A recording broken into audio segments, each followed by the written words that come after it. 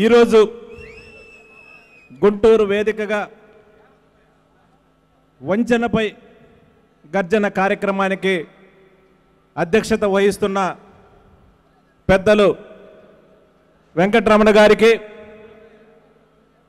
ఈ కార్యక్రమానికి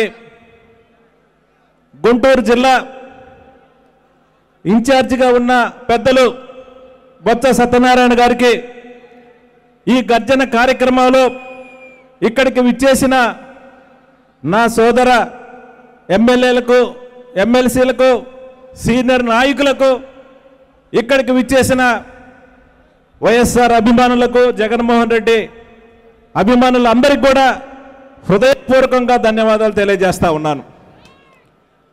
ఈరోజు రాష్ట్రంలో జరుగుతున్న పరిస్థితి 2014లో అబద్ధపు వాగ్దానాలతోటి ఈ రాష్ట్రంలో ఉండే రైతాంగాన్ని, ఈ రాష్ట్రంలో ఉండే మహిళలను, ఈ రాష్ట్రంలో ఉండే విద్యార్థులను, ఈ రాష్ట్రంలో ఉండే కార్మికులను అందరినీ కూడా మోసం చేసి అధికారంలోకి వచ్చిన తర్వాత ఈ రాష్ట్ర ముఖ్యమంత్రి చంద్రబాబు నాయుడు గారు ఆ రోజు ఎలక్షన్ల ముందు తిరుపతి వేదికగా ఈ రాష్ట్రానికి ప్రత్యేక హోదా అవసరం, ఈ రాష్ట్రం అభివృద్ధి చెందాలంటే ప్రత్యేక హోదా ద్వారానే అభివృద్ధి చెందుద్దని ప్రజల్ని మోసం చేసి 10 సంవత్సరాలు కాదు 15 సంవత్సరాలు ఈ రాష్ట్రానికి ప్రత్యేక హోదా ఇస్తామని చెప్పిన చంద్రబాబు నాయుడు, మోడీ ఇద్దరూ కూడా అధికారంలోకి వచ్చిన తర్వాత 4 సంవత్సరాలు కూడా అధికారాన్ని అనుభవించి ఆ రోజు ఎంకన్న సాక్షిగా వాళ్ళు ఇచ్చిన హామీలు అమలు చేయకుండా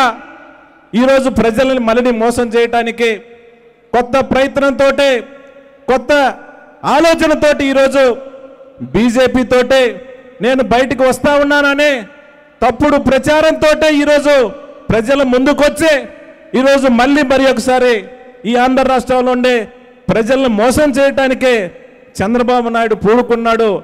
ఇదంతా కూడా గమనించాల్సిందిగా ఈ సందర్భంగా నేను కోరుతా ఉన్నాను.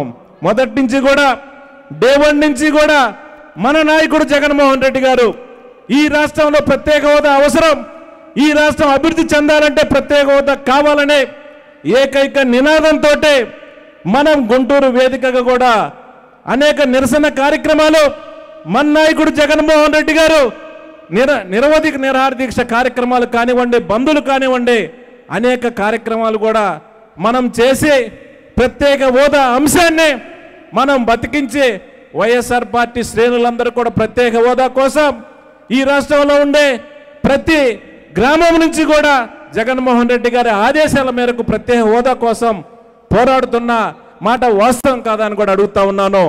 ఈరోజు చంద్రబాబు నాయుడు అధికారాన్ని 1 సంవత్సరం ముందు ఎలక్షన్లు వస్తున్నాయనే ఉద్దేశంతో బయటకు వచ్చిన తర్వాత ఈరోజు మనమేదో బీజేపీతో లాలూచి పడతా ఉన్నాం, ప్రత్యేక హోదా విషయంలో మేమే పోరాటం చేస్తా ఉన్నాం, వైఎస్ఆర్ పార్టీ నాయకులు లాలూచి పడుతున్నారనే ఒక తప్పుడు నినాదాన్ని ప్రజల్లోకి తీసుకుపోతా ఉన్నారు.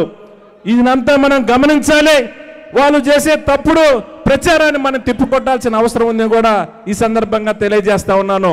ఈరోజు ఈ రాష్ట్రంలో చూస్తే గత 4.5 సంవత్సరాల నుంచి కూడా అన్ని వర్గాలకు సంబంధించి అందరినీ కూడా మోసం చేసిన నాయకుడు చంద్రబాబు నాయుడు గారు కాదా అని కూడా నేను అడుగుతా ఉన్నాను.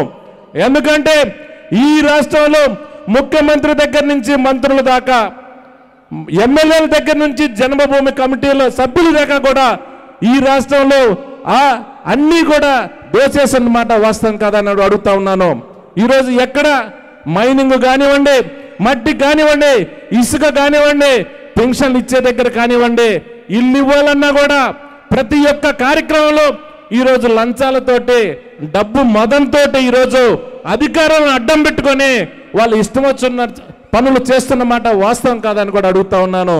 నేను చెప్తా ఉన్నాను, ఈ మధ్య పల్నాడు ప్రాంతానికి సంబంధించి పల్నాడులో గురజాల శాసనసభ్యుడు ఎరపతినేని శ్రీనివాసరావు, ఆయన యొక్క పార్ట్నర్ లోకేష్ బాబు ఇద్దరు కలిసి 300 కోట్ల రూపాయలు మైనింగ్ దోపిడీ చేశారని కోర్టు విచారణకు ఆదేశించిన మాట వాస్తవం కాదని అడుగుతా ఉన్నాను.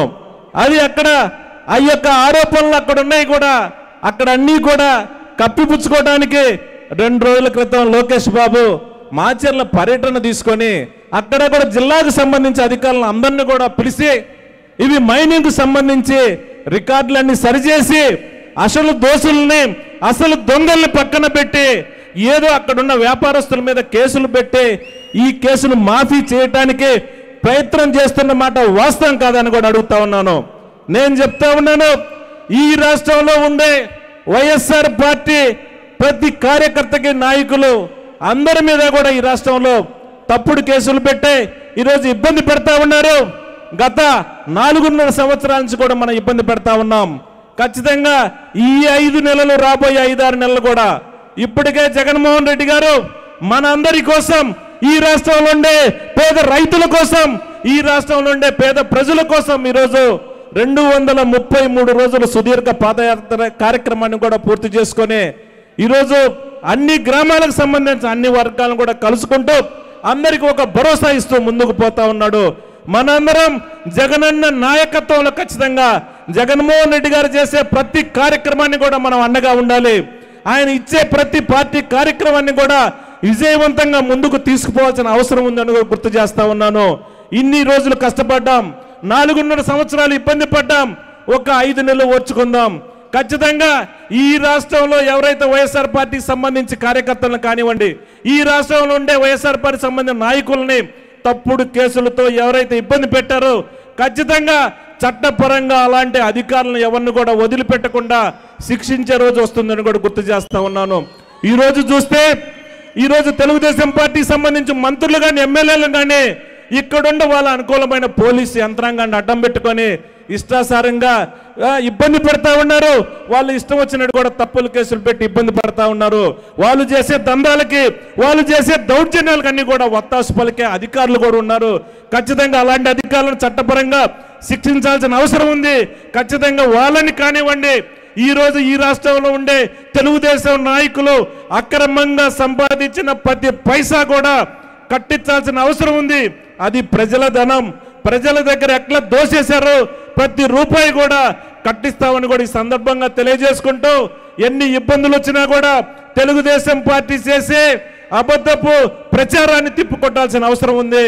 మన అందరం వైఎస్ఆర్ పార్టీ సంబంధించి ఒక కుటుంబంగా, వైఎస్ఆర్ పార్టీలో ఉండే ప్రతి కార్యకర్త కూడా ఒక సైనికుడిలాగా జగన్మోహన్ రెడ్డి వెంట నడవాల్సిన అవసరం ఉంది. రాబోయే యుద్ధానికి మనందరం కలిసికట్టుగా జగన్మోహన్ రెడ్డి గారి వెనకాల ఒక సైనికుల్లాగా మనం ముందుకు పోవాల్సిన అవసరం ఉందని కూడా తెలియజేసుకుంటూ, ఈరోజు ఈ యొక్క గర్జన కార్యక్రమానికి విచ్చేసిన వైఎస్ఆర్ పార్టీకి సంబంధించి ప్రతి కార్యకర్తను హృదయపూర్వకంగా అభినందిస్తూ సెలవు తీసుకుంటున్నాను. Thank you. జై జగన్, జోహార్ వైఎస్ఆర్.